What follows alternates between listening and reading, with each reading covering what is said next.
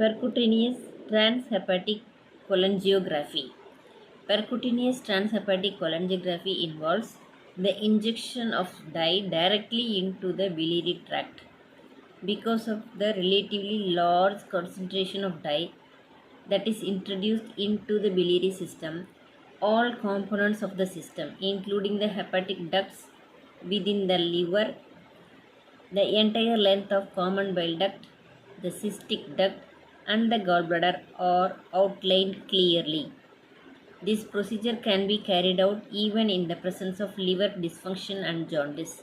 It is useful for distinguishing jaundice caused by liver disease, that is hepatocellular jaundice, from that caused by biliary obstruction, for investigating the gastrointestinal symptoms of the patient whose gallbladder has been removed, for locating stones within the bile ducts, and for diagnosing cancer involving the biliary system.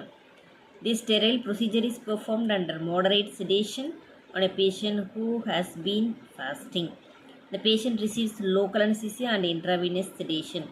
Coagulation parameters or platelet count should be normal to minimize the risk for bleeding. Broad spectrum antibiotics are administered during the procedure due to the high prevalence of bacterial colonization from obstructed biliary systems. After infiltration with a local anesthetic agent, a flexible needle is inserted into the liver from the right side of the midclavicular line immediately beneath the right costal margin. Successfully entry of the duct is noted when bile is aspirated or upon the injection of contrast agent. Ultrasound guidance can be used for duct puncture. Bile is aspirated and samples are sent for bacteriology and cytology. A water-soluble contrast agent is injected to fill the biliary system. The fluoroscopy table is tilted and the patient repositioned to allow X-rays to be taken in multiple projections. Delayed X-ray views can identify abnormalities of more distant ducts and determine the length of a stricture and multiple strictures.